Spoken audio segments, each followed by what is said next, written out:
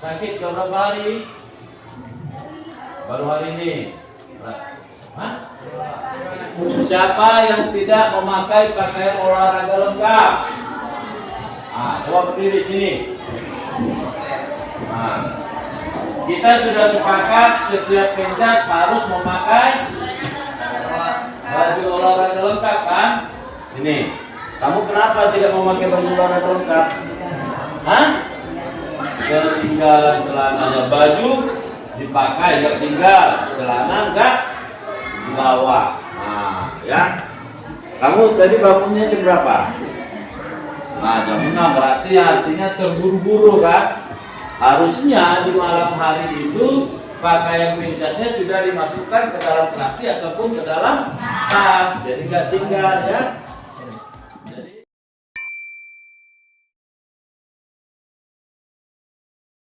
ambil napas dari hidung, hembus pelan-pelan dari mulutnya. Matanya semua ditutup, konsentrasi. Ambil napas dari hidungnya, hembus dari mulutnya. Lagi, ambil napas dari hidungnya, hembus dari mulutnya. Cukup.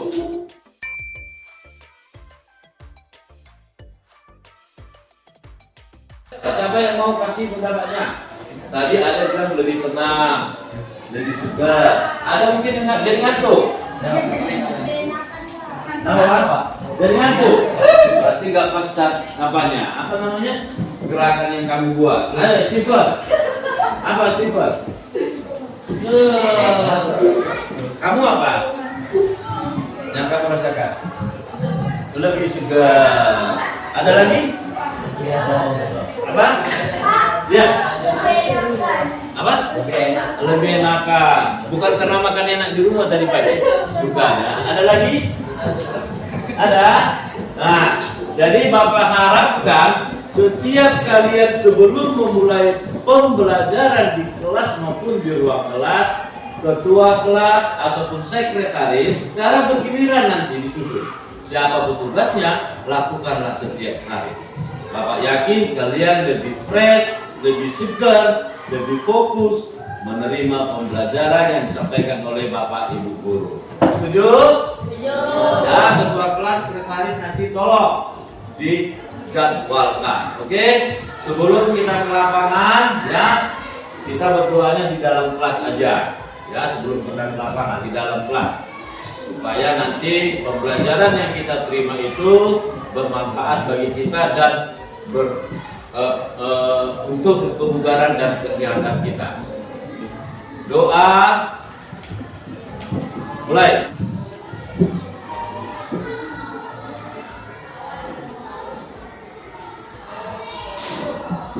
Doa selesai. Oke.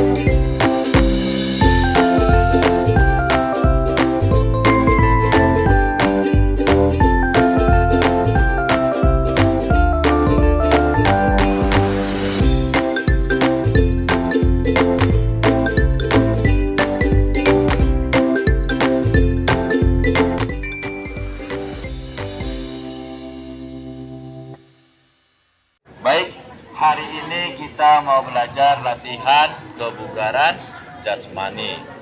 Di sini ada pos 1, ya, pos 2, pos 3, pos 4, dan pos 5.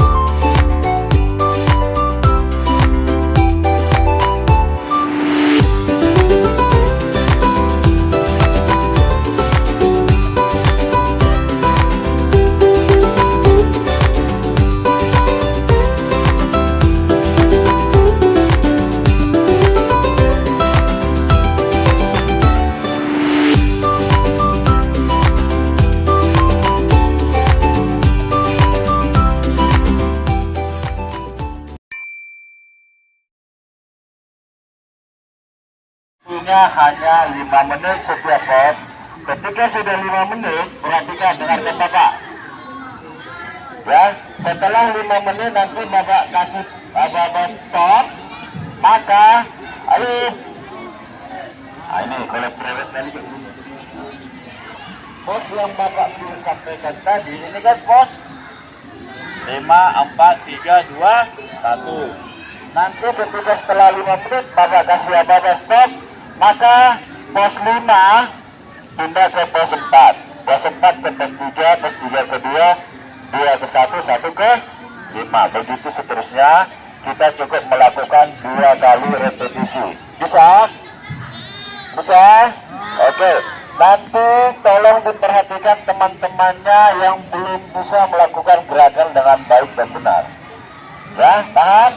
Oke, Abdullah siap? Siap.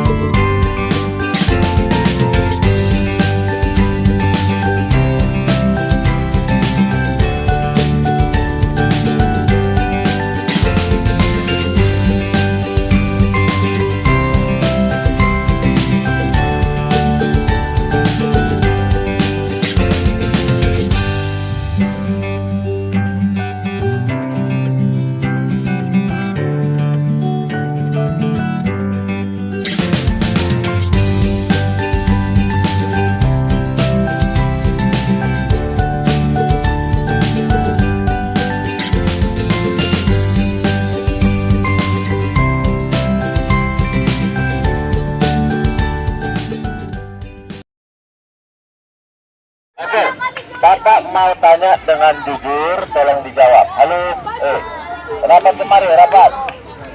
Apa kendala di pos 1? Ketinggian. Terus? Jaraknya jauh kali. Oke, dengarkan Bapak. Halo, yang lain tolong tertib. Halo, Steven. Oke, dengarkan dulu teman-temannya, dengarkan dulu. Kendalanya adalah ketinggian, kejauhan, apa lagi? Kebanyakan atau kepanjangan, jatuh. Oke. Sekarang Bapak mau tanya, supaya dia nggak ketinggian, maka dipendekin. Kan ada yang pendek di situ. Nah, minggu depan kita rubah, ya. Kalau kejauhan berarti harus dirapatin lagi, ya. Kalau kepanjangan berarti dikurangin. Oke ya? Oke. Nanti juga kita akan coba gerakan yang lain. Oke.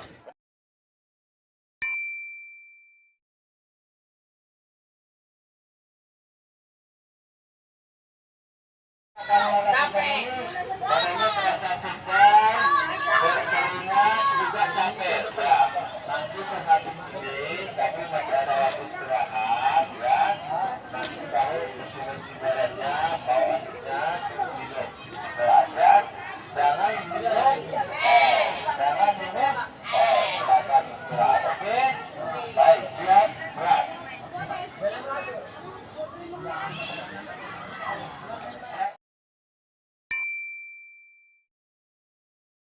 Baik teman-teman, sebelum kita meninggalkan lapangan dan masuk ke kelas, baiknya kita berdoa dan dengan agama dan kepercayaan masing-masing. Berdoa dimulai.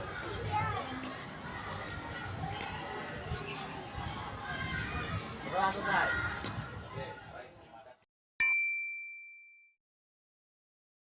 Nah, jadi baik Pak, tadi kan kita sudah saya sudah melakukan observasi Bapak melakukan pembelajaran ya. Nah, menurut refleksi Bapak sendiri ya, sesuai dengan yang telah kita sepakati di percakapan pra-observasi tadi, bahwa kita menyepakati dua area yang mau saya lihat, dua area. Yang pertama tentang HSE dan yang kedua tentang diferensiasi. Coba mungkin Bapak boleh menyampaikan refleksi Bapak sendiri terkait pembelajaran yang sudah dilakukan selama ini. Jadi kalau terkait PSI saya rasa setuju, sangat baik. Jadi yang menjadi kendala itu sekarang kan yang diferensiasi. Jadi proses pembelajaran masyarakat kita itu kan secara acak. Sebagai kelompoknya gitu. Sebagai kelompok secara acak. Kenapa saya tidak melakukan perbedaan? Karena ini akan membuat seperti kesenjangan antara siswa dengan mengotak-otakkan anak yang bagus motornya, anak yang kurang bagus, otomatis psikologinya terganggu. Jadi dengan saya buat model acak, artinya anak yang satu kelompok tadi saling bekerja sama untuk membantu semangat. Jadi ada rasa empati dan rasa peduli. Jadi masuk dia ke golongan manusia sebagai makhluk sosial. Tapi kalau kita lihat kotak-kotakan, ini akan terjadi gangguan secara psikologi terhadap anak. Mungkin salah satunya minder. Nah, apalagi di kelas itu kan ada yang gendut, ada yang bagaimana langsing seperti itu. Jadi itu makanya saya lakukan secara bijak, dan harapannya dengan ini bisa juga diberikan suatu pembelajaran oleh PB atau BIP terkait masalah pembelajaran diferensiasi. Jadi tidak harus dilakukan yang dengan membedakan. Makanya di modul 2-3 ini saya rasa di kami ini CGP secara pribadi masih kurang puas, Pak. Masih kurang puas dengan waktu yang ada, karena ini sebenarnya sangat seru pembahasannya. Pasti ada yang namanya pro dan kontra. Iya. Berarti gini ya, kalau bisa saya simpulkan, berarti Bapak kurang setuju jika murid itu dikelompokkan level sesuai dengan levelnya, gitu ya. Levelnya yang lebih rendah satu kelompok, level yang menengah lagi satu kelompok, lalu level tinggi lagi satu kelompok. Itu Bapak kurang setuju jika dilakukan pengelompokan seperti itu, karena justru malah menimbulkan dampak negatif ya. Yang ini mungkin jadi lebih minder ya. Nah, yang tinggi tadi mungkin jadi muncul rasa bangga dan menyombongkan diri barangkali ya. Jadi ini Bapak justru melakukan mengacak ya, menggabung gitu, menggabung antara yang levelnya tinggi dengan yang rendah gitu ya, dengan tujuan supaya mereka bisa saling kerjasama, muncul rasa empati gitu ya. Tetapi intinya kegiatan tadi yang mereka loncat tetap mereka lakukan sesuai kebutuhan mereka, gitu ya. Tidak ada pemaksaan berarti ya. Kalau dia lambat, ya artinya tetapnya temannya sabar menunggu, memberi semangat, gitu ya. Jadi ini saya pikir keren ya Pak ya. Ya ini keren, ini harus Bapak pertahankan. Jadi tidak harus satu level untuk kelompok itu harus Bapak. Mungkin di tempat lain bisa, tapi untuk karakter murid Bapak yang tadi, kayaknya lebih bagus yang seperti ini. Iya. Jadi diferensiasi itu sangat luas sebenarnya, ya. Tidak harus kaku kita dengan peraturan pengelompokan murid itu sesuai dengan tingkat kemampuannya satu kelompok. Oke. Keren ya Pak ya. Jadi ini nanti bisa Bapak tularkan. Ya ini kayaknya bisa Bapak tularkan atau Bapak bagikan ke rekan-rekan yang lain. Ya, jadi pemahaman kita tentang diferensiasi itu tidak sempit seperti tadi. Jadi kita penerapannya luas gitu ya.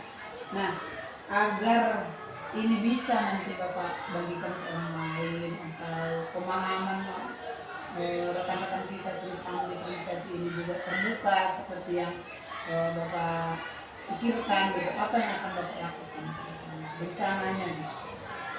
Saya selaku CGP itu ya, dengan banyaknya pembelajaran masukan dari TV kita melakukan ini juga Zoom meeting dengan teman-teman dari sejawat CDP. Mungkin kita harus sampaikan ini kepada pimpinan bahwa pembelajaran ini sebenarnya harus betul-betul kita pahami apa yang menjadi kebutuhan siswa. Siswa ini harus sama-sama maju, sama-sama sehat, sama-sama bangkit.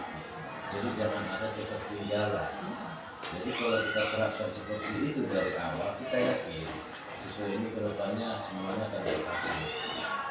Jadi kata kuncinya tadi menyampaikan kepada pimpinan agar kita tahu kebutuhan setiap murid itu apa. Gitu ya. Jadi jangan monoton.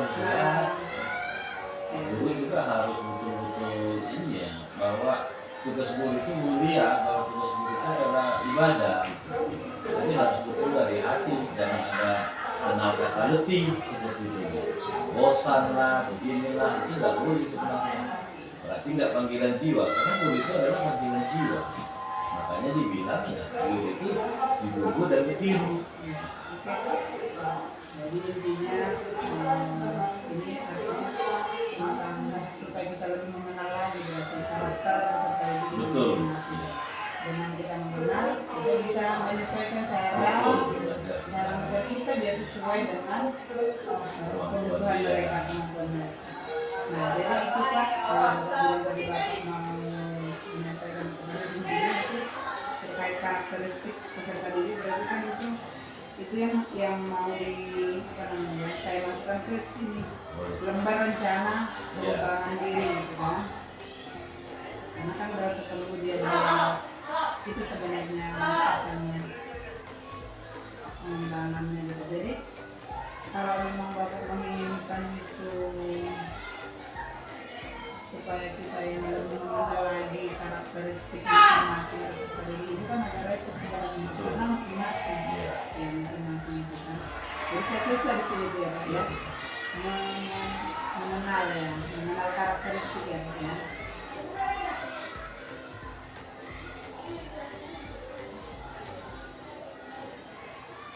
Peserta didik. Nah, tujuan yang mau dicapai dengan mengenal karakteristik peserta didik itu apa sebenarnya? Itu membuat pembelajaran itu memang sesuai ya, agar pembelajaran agar bisa merancang pembelajaran. Merancang pembelajaran yang menyenangkan ya. tidak membedakan. Sesuai kebutuhan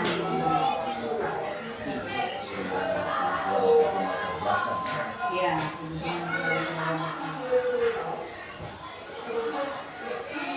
apa ukuran keberhasilannya kalau memang apa namanya tujuan ini tercapai, Bapak sudah bisa merancang pembelajaran yang sesuai dengan kebutuhan murid.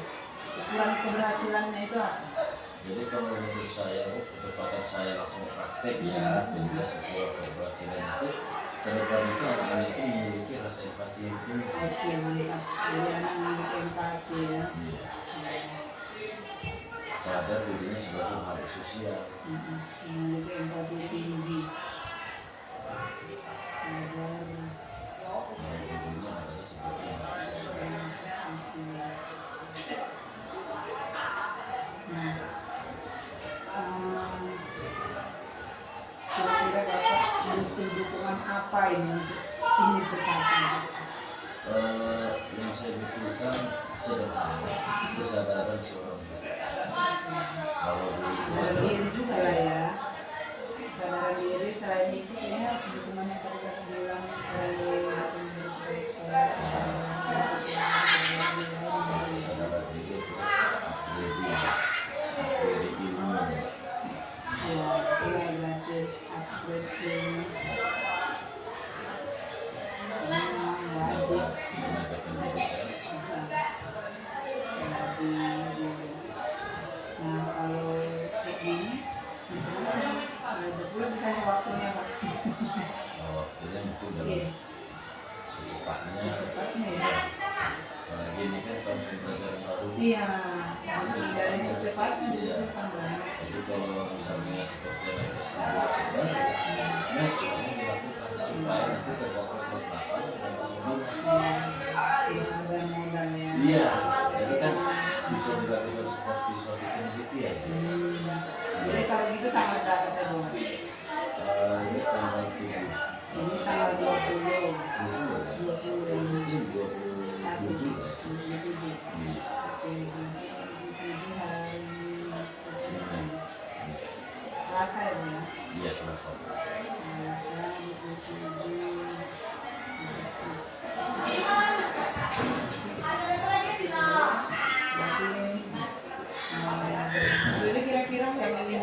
kan dari pembelajaran ini.